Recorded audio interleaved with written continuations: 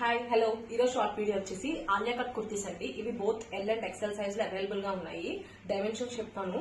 Like first L వచ్చేసి width 40 ఉంటుంది and length both రెండింటికి కూడా 50 వరకు ఉంది.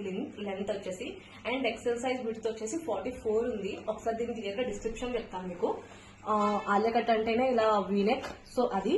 అండ్ మీకు ఇక్కడ క్లియర్ గా చూస్తున్నట్టయితే ఇలా డిఫరెంట్ గానే స్టిచ్ చేశారు. చూస్తున్నారు కదా, ఇలా ఆలియా కట్ లో.